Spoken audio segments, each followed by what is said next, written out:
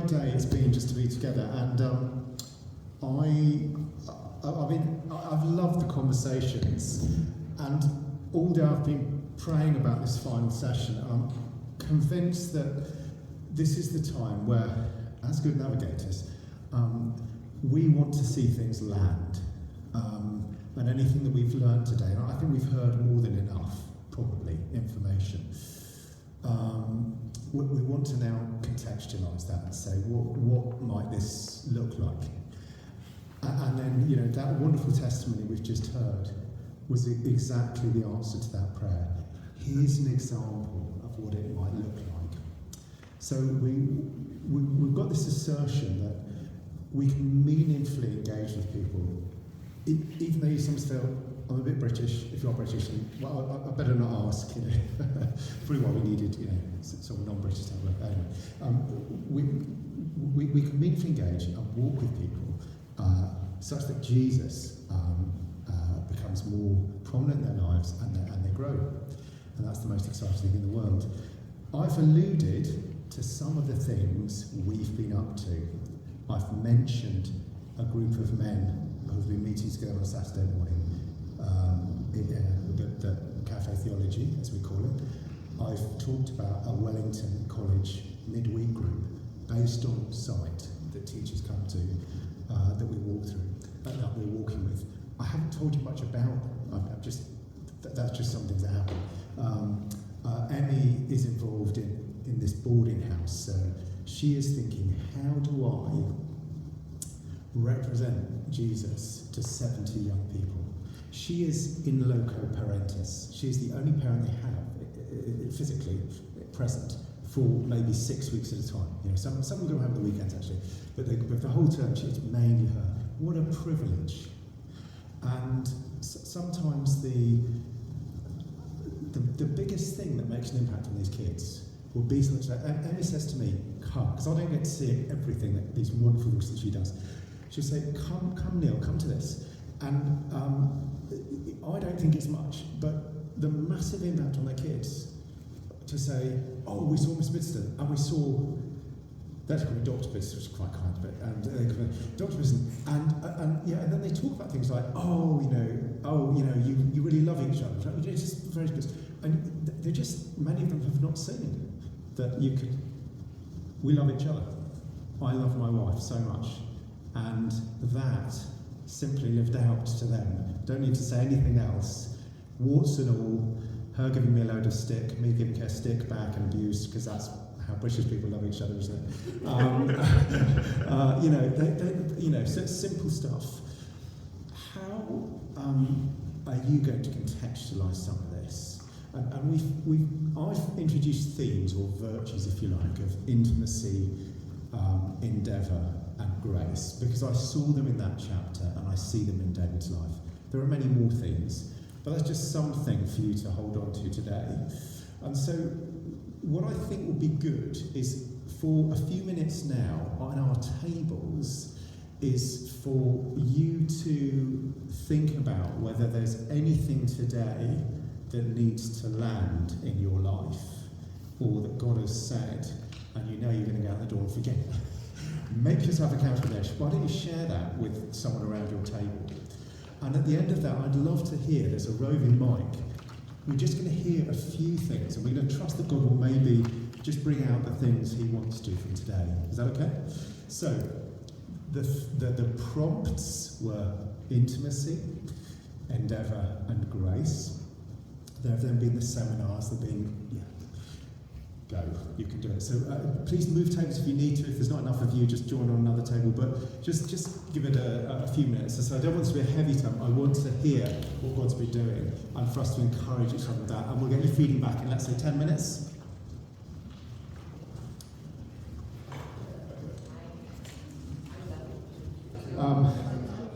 So Steve is the mic man.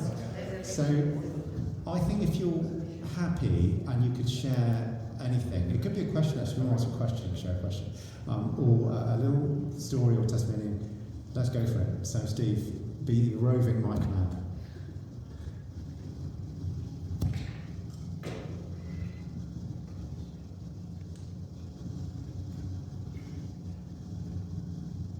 Or I can sing a song. Yeah. Steve's about to sing, guys. This is... It's a surefire way to enter the room. This is urgent.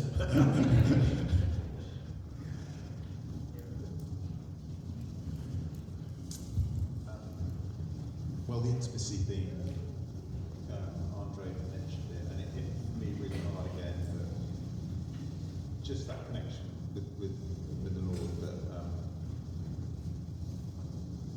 God doesn't give us like a lump of faith or a lump of courage or a lump of goodness. He gives us His Son, and in Him we receive faith. We have His faith, we receive His goodness. We receive, in a sense, He imparts that to us. It's just a daily thing, I need your grace today, Lord. I was just reflecting that I'm one of 5 brothers, and we had a godly father, quite an authoritarian one. So I just spent a week with him on a boat last year. It's the first time we've all been together for 30 odd years. I mean, it's all played out in our marriages in various ways. Yeah. Is it on? Sorry. Oh, there. That's better. Yeah. Sorry, I'm one of 5 brothers, and we had this kind of we were describing it as a South African Christianity. We were good in a rugby scrum, but not very, but a kind of slightly abrasive, authoritarian view of love, and it's all played out. And deep down was this belief that somehow I had to be good enough for God, or God wasn't. Didn't really trust in God's goodness for me. Could that He might turn around and punish us, so we'd sort of keep God at a bit of a distance and run our own lives, but go to church or do religious activities or whatever it took. And a number of us have been broken through that, and it's that actually what God wants. He doesn't want me to have intimacy times with God because He needs it, or because I'm putting slots in some machine in the sky that eventually will churn out a blessing if I put enough prayers in. Actually, He made me, He made Andre, made James, and He actually wants to have that connection because He knows that's what we're built for, and He loves us, and He's a good God. And it's been like a shifting towards, and actually until we learn to be to enjoy the company of God and enjoy His goodness, all we're going to do is be like the Pharisees. We'll travel over land and sea to make a convert and make them twice as much a son of hell as we are, because it's a religious set of rules that just turns people off. And it's like, so it all comes back to intimacy, really, and knowing the goodness of Jesus and goodness of God. It's alive. Anybody else?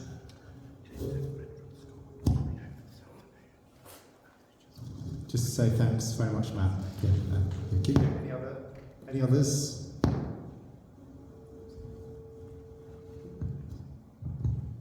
I think what I really noticed today, and actually it was probably even more through just talking to people outside of the sessions.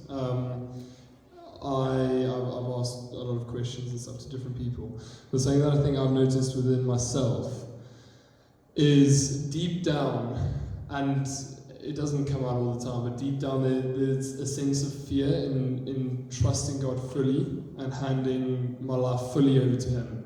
And I trust Him with a lot, but I think there is, sort of this little part of me, this tiny little part of me that's holding back some of that trust to God, and that's something that I need to wrestle with Him and really speak to Him about, and just I need to fully hand over to Him and fully trust Him if I'm going to work with Him instead of sort of underneath Him or so I think that's what's really challenged me today, and in the next few weeks or so I'm going to try and fully hand over to Him, because I think pride can get in the way a little bit. Sometimes I think that my way's better than His, or I'm a little bit scared to hand fully over to Him because it's unknown, whereas I can sort of control what I do.